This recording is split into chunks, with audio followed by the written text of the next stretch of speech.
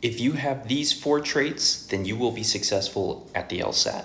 My name is Cho. I'm the founder and tutor at Impetus LSAT, and I've actually helped a lot of people improve 15 points or even more. Throughout my journey, there were just some characteristics that I've really noticed separated the individuals who improved within a short period of time versus those who didn't. And some of these might be very shocking to you. So the first quality that I've noticed with the people who actually made dramatic improvement was they were actually very patient. Okay, so surprisingly, the individuals who improved very quickly, they didn't expect to improve very quickly. In fact, they weren't even trying to. They weren't saying, I'm going to try to improve in a month, or I'm going to try to improve in a couple weeks. They were actually expecting longer time horizons. They were actually expecting to maybe take 4 months, 5 months, whatever it might be. And it just so happened that some of them ended up improving 15 points in just 3 weeks.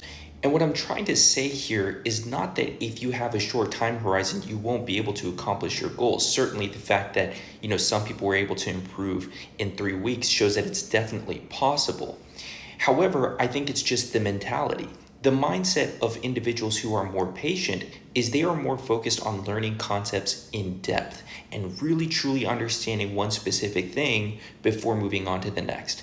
Whereas the individuals who take longer to improve, surprisingly, are actually the ones who are impatient. They're the ones who want to get through things very, very quickly. And as a result, they'll move on to new concepts when they're not 100% ready just yet, which as a result actually ends up stagnating their progress or even sets them back a little bit because later on they start to realize that they needed those foundational concepts in order to learn the more advanced ones. So the second quality I've noticed with the individuals who improved in a short period of time is these individuals were actually very resilient. I mean, let's face it, right? The LSAT is a difficult exam. There's nothing we can do about it. There's a reason why a very small percentage of people score in the 160s or the 170s. But with a difficult exam comes difficult concepts. And there will be times where you'll read a book or you'll watch a video and you'll do it over and over again and it still doesn't really make sense to you. And that is totally fine. That's totally normal. It's not because you're dumb. It's just because the LSAT is hard. But the problem is when things get hard, people tend to give up. They give up, they move on to the next thing, thinking, okay, this concept just isn't for me. Let me just hope and pray that I don't see this particular concept on the day of the test. And of course, unfortunately, the LSAT is just too smart for that. They have traps set up at every turn. They know how people are going to try to circumnavigate particular concepts. So that means we should never give up, keep pushing through, keep trying to learn it. Remember that it's not about knowing a lot of things. It's about knowing a few things really, really well. Okay, so the next quality that I've noticed that separates the individuals who improve from those who don't is the ones who truly improve are truly, genuinely curious about the exam. And I totally get that is much easier said than done, right? Most of us, when we think of the LSAT, we think it's the bane of our existence. We despise every single minute studying for the LSAT.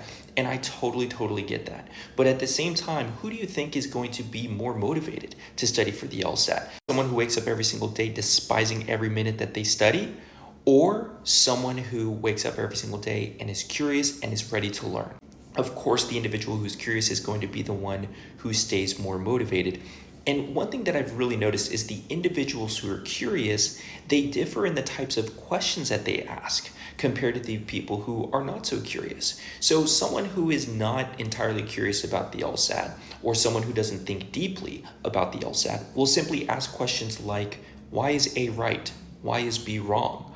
And don't get me wrong, those are still very important questions to ask. However, the deep thinker takes it further. They will actually ask questions like, okay, now I understand why A is the correct answer. But what if it was phrased in this way? Would that still be correct? What if the question asks something else? Would that still be the correct answer? Or what if the passage was phrased a little bit differently? So notice how the deep thinker is actually trying to apply what they've learned to future questions. And ultimately, that's how you're going to be able to improve, right? If you only learn how to address that specific question in front of you, you're not able to apply that knowledge to future questions, then you just wasted your time. Okay, so be curious. Think deeply about the test as you go through. Don't just focus on learning why an answer choice is right or wrong. Okay, so the final thing I've noticed is the people who truly improve are the ones who are receptive to advice. Sometimes the advice that a tutor gives you or that someone else gives you, it might be a little contradictory to what you were expecting or to how you think the best way to improve might be. And also, sometimes it just might not be very pleasant to hear, right? If someone tells you that you need to be studying X amount of hours, or if you need to be putting in X amount of time to a particular concept, you might not want to hear that. It might not be the most pleasant for you. But I gotta say, the individuals who truly improved were the ones who really stuck to the game plan and they never wavered, right? There are some people out there that you might know who stick to a specific diet regimen when they're trying to get in shape. And then there's some people who do a diet regimen for maybe a week and then they switch over to a different one and then they try out a different one. And the problem is, as a result, they lack structure, they lack discipline. Okay, so don't be one of those people. If you create a plan for yourself, stick to it and you'll be able to see progress down the road. Best of luck to you.